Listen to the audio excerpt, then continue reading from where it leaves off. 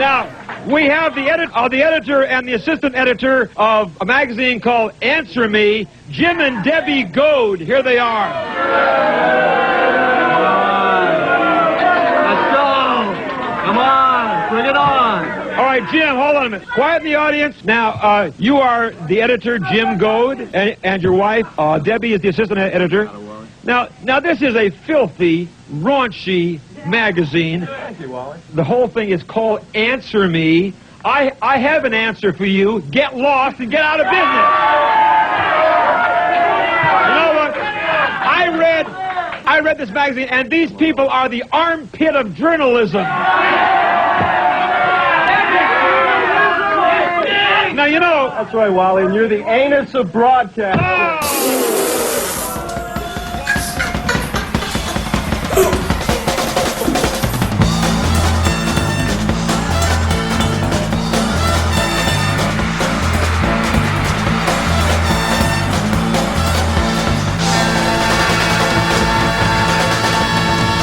Jim Goad, you can catch him on Tacky Mag. You can pick up the Redneck Manifesto, Shit Magnet, old copies of Answer Me, and whatever else you can find by the master. And the book Shit Magnet, there's sort of a fecal tsunami around you, Jim, I think it's fair to say. Oh, yeah. Weird from day one. Jim wrote about a misguided love affair that he had with a young lady that wound up with him assaulting her pretty severely and him winding up doing several years in the penitentiary. We're going to talk about my criminal conviction. This girl, I had a restraining order against her. I have documented, recorded. I've got an MP3 on my website of her threatening to cut my nipples off, chop my head off, blow my fucking brains out in the universe. I've surveyed the perimeter of your house. I'm going to throw a fucking rock through. You better fucking be there. What do you have, fucking hair? Yeah, I just got the restraining order. Fuck you. Tell the cops to come and pick me up because I can't stay away from you. I'm going to have to be in jail again and again. Tons of fucking evidence. There's no evidence of me ever threatening her. My blood was found on her. When they arrest you for assault, they check your hands for scrapes and cuts. There were none. You look at my mugshot, my face is all scratched up. When I was done with the beating, I went over to Debbie's house. I stuck a Q-tip up my nose and I pulled it down and said, look how bloody. This all started when she punched me in the nose and I saw my own blood and freaked out. The thing is, if you had taken my genitals off, put them on her, and switched, if I had pursued her and threatened her, she wound up blowing my fucking head off, nobody'd have a problem with it. So, yeah, I think radical feminism has the point where these situations are not viewed equitably. She got 2 months in jail for running somebody over with her car. Now, people are upset against the guy hitting a chick because of the size differential. Well, in reality, I was 2 inches taller than her and 30 pounds more than her. She fucking ran over a 150-pound guy with a 4,000-pound car. Where's the outrage? Did you ever think about, going out with a girl who was, I don't know, sane on some level? I don't feel bad about beating up that girl. I only feel bad that I did so much time for it. Jim, what is the greatest misconception people have about the penitentiary? Well, the disclaimer I always put in front of this is Oregon we're talking about, so who the fuck knows? It could be Donnie the Punk style everywhere else, but... Donnie the Punk being the famous punk rocker that got fucked up his ass in prison for... Died of AIDS from being fucked in the ass in prison and everything. Right. But that's, what's hilarious to me, and that was one of the points I tried to make in the rape issue, is rape, and people would gasp. They would think it was funny when it would happen to convicts. It's like, well, is it wrong? Is there something I'm missing? If it's wrong, it's always wrong. Yes? Yes, of course. Yeah, I would think, yeah. Donnie the Punk, he had this whole organization, Stop Prisoner Rape. He did the spreadsheet. He thought he proved that more males are victimized by rape every year than females. But again, this guy got raped, according to him, 65 times the first weekend he was in D.C. County Jail. So I have no reason to disbelieve him. But in 2.5 years in the Oregon system, 7.5 of that in county jail, and from maximum state penitentiary with Bobby Beausoleil and the I-5 killer and the Happy Face killer to minimum security prisons with army barracks and 110 guys in the same room 24 hours a day. Did not even fucking hear of one rape and saw maybe 3 fights. You'd look up from your bunk and you'd see the chairs flying and say, oh, he didn't pay up or something. I mean, the only people who got shit in prison were sex offenders. And that also struck me as weird because the same way society views criminals, prisoners kind of would all stigmatize the sex offenders. I mean, I think if there's one theme in my writing, it's guilt projection. That's the constant through everything. And yeah, when somebody's loud about something, to me, red flags go up.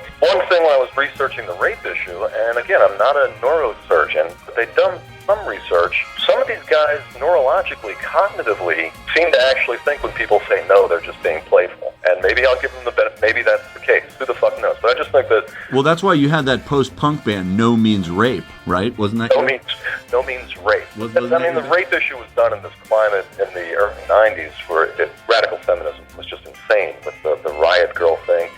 I've had maybe 24 chicks tell me at different points in my life that they have fantasies of being raped. And if guys just coming in on a steed and taking because they can't control themselves, they're so overwhelmed with lust. I've never, even in prison with, at this one minimum place, I think like 60% of the guys were sex offenders. I never heard one of them ever say he wanted to rape anybody. So that's one of the reasons I did the rape issue. It's like, you're telling me I want to rape you, but I don't? Like, to me, the point that was driven home with the obscenity trial over the rape issue is these people were trying to put me in jail for not thinking the way they did. Is that not about power and controlling someone else? I could disagree with, 99% of the world all day and all night. It's like, okay, go home and, sleep in your bed. I don't want to control them. Workers are largely irrelevant at this point. Technology is to the point where a lot of people who were really needed to do menial work aren't anymore. I think that's going to be a fucking gigantic social problem because I don't think the people who manage our world and our economy have really taken any of that into account. You can't just put people at the plow anymore if you can get robots to do it. It's not going to happen. There was an article on Tacky Mag a couple months ago where in the olden times it was the peasants who did all the work while the elite just sat around and filed their nails. In the future, it might be just a small cabal of super geniuses doing all the work, and the peasants are pretty idle because there's nothing for them to do. Well, I wouldn't object to that. Would you object to that? I mean, I'm fine with that. I'm not sure. Mathematically, I haven't seen the spreadsheet where that's going to be. Favorite progressive term is sustainable. Right. I don't know if that's sustainable. Who the fuck knows?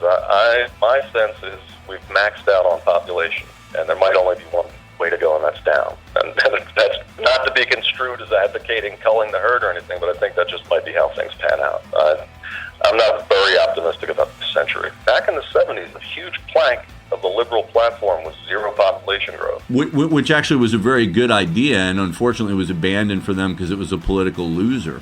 But it still makes a lot of sense. Well, the uncomfortable fact was most of the population increase is in the third world, and where people are already in horrible conditions. And Jesus Christ, if you want to talk about human capital, a lot of them aren't the brightest individuals in the world either. That's problematic. So I think the curse of the scarlet R, racism, discouraged a lot of talking about overpopulation because the people who are really ballooning out of control were what Eric Holder called historically persecuted classes or protected classes, something along those lines.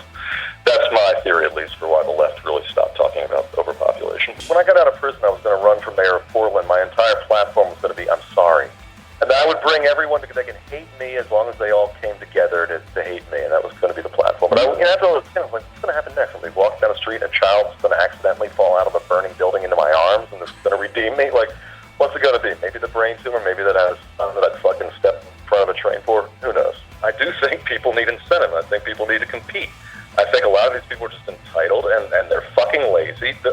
It's astounding how lazy young kids are these days. I mean, I deal with them. It's just... Jim, I'm getting an image of you standing on your lawn waving something. Kids today, they're so lazy. They are, and a lot of people my age, a lot of people, people are on fucking medication and on welfare. So many people I know. I'm on neither, and I fucking... Well, wait a minute, you smoke herb, Jim. That's a drug, too. That's what my mom says, anyway. But yeah, I've done every drug possible. I'm more ethically opposed to prescription psychoactive drugs, especially antidepressants and painkillers, because I've seen them fucking destroy people, except for maybe Pig Champion. All right, we're back with Jim Goad. Jim, you're a big country music fan, not surprising. I know recently you did a little singing. Tell me about it.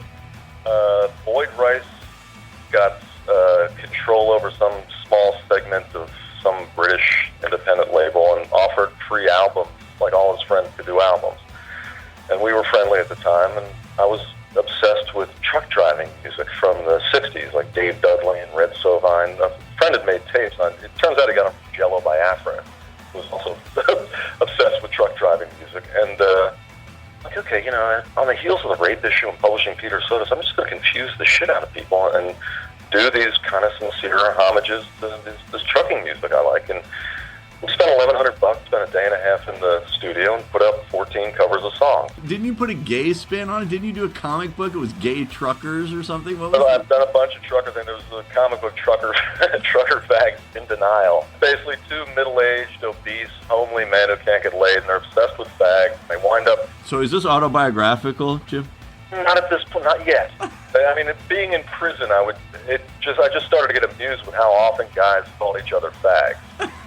You know, that's what it sends up red flags anyway. And, you know, just this burly old fat guy with a crew, hey, you faggot. It's like, so basically, that I had Jim Blanchard draw them as I remembered these convicts, and yeah, they get so lonely one night they're forced to share the same bed in a hotel room, and they take their dentures out and 69ing and fisting, but also they can't really deal with it, so they go on like a gay killing spree, and somehow where they're having gay sex and killing gay people, and they're somehow they get through it all at the end. Is this tied in with the music though? Is the record tied in? The gay? No, that's not, except for the truck theme, no tie-in at all. No, but nothing happened with that album until 12 years later. Hank Williams III heard it, and I went on tour with him as his opening act in 2007. Which I just accepted as a George Plimpton kind of challenge, because I never wanted to be a musician. I did that album as a joke, but it's like, oh, a singer? Okay, yeah, fuck you, I'm a singer. And so we did 5 weeks, and I'll never do anything like that again. But there was an Australian filmmaker who's in town today, and he had me sing a Waylon Jennings songs in front of Stone Mountain while filming me. He tried flying me into Australia in 2006, but due to the felony record, I got held up in Honolulu and turned back. Jim Goad, you can catch him on Tacky Mag, TAKIMAG.com. You can pick up the Redneck Manifesto, Shit Magnet, old copies of Answer Me, and whatever else you can find by the master. So where are you going now, Jim? What's the next Goad project that we're going to look forward to? Well, I think I'll probably anthologize stuff I've written for Tacky. I mean, Answer Me number 5 was supposed to be the race issue, and maybe it'll finally take shape, and I'll hammer out a race book. A lot of it's semantics, you know, sexism. When women say they hate men, that's not sexism. Well, yeah, it is, especially when you generalize. Of course it is. And it's the same thing with race. I mean, or what constitutes racism? The same people who scream about racism are the same people who are supporting La Raza and, you know, groups with the word black in their name. It's like, okay, you know, I'd be fine if we all agreed to just drop the group identity bullshit and the tribalism, or just let everybody identify with whatever fucking... I mean, don't demonize one group for taking pride and laud another for doing the exact same thing. And I compared it to Victorianism. I think there is such a thing as a tribal instinct. Against my better wishes, when I read Timothy Leary's jail notes, and he talked about how he was pretty much kidnapped and treated like a slave by the Black Panthers when he was in I think it was Algeria. Part of me resisted that, because it's like, no, if black people had power, they wouldn't be corrupt and have... But yeah, it finally occurred to me. It was one day on a block, on a corner in East LA. It occurred to me that a lot of these oppressed people had any power, they'd be as big as assholes as the people who do have power.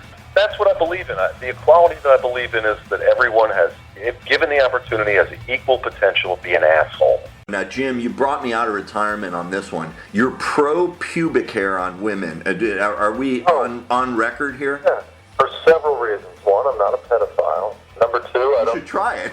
Hair is God's way of, you know, protecting that from eyesight. You don't want to see that kangaroo fetus. That thing looks like a car crash. Just keep it a little mysterious. And to me, it's also, I think, just evolution-wise, that was the target. You knew that's where you aimed. That bush, it is kind of like a landing strip.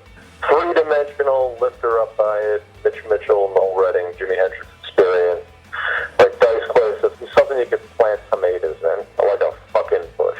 A bush. You hear that, ladies? If you want to get with Jim Goad... Well, Jim, tell me this.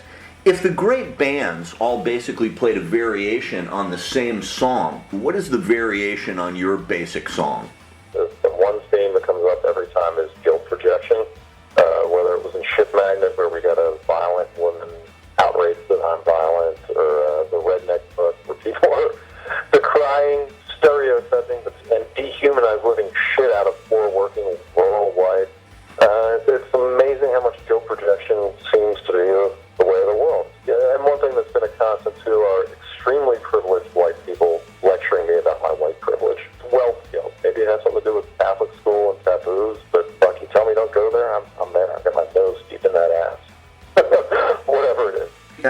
don't know what song to call for, but it's got to be a tribute to pubic hair. There's got to be one out there. How about Hair by the Cowsills? Tacky Mag, right? Takimag. Is that right? Yeah, they let me do what I want to do and pay me. So I always say I can't complain, but pretty much no one can complain like I can. For the whole fucking book complaining, so I can complain, but I'm not. You know, every once in a while I do my research on this shit. I try not to, but I went to the page. I said, what's the last thing that Jim wrote? And it's Uncle Sam, give us your guns. Now, the point that you seem to be making here is that we, the people, shouldn't give up things like AR-15s and what are conventionally called assault weapons until the government gives up theirs. What is the idea here? Well, it's one of these things I remember at the Iraq War when the justification was going to take weapons of mass destruction from Saddam Hussein that turned out to not exist. The first question that popped in my mind, and I never heard any journalist anywhere ask it, was, are we accusing them of having anything that we don't have?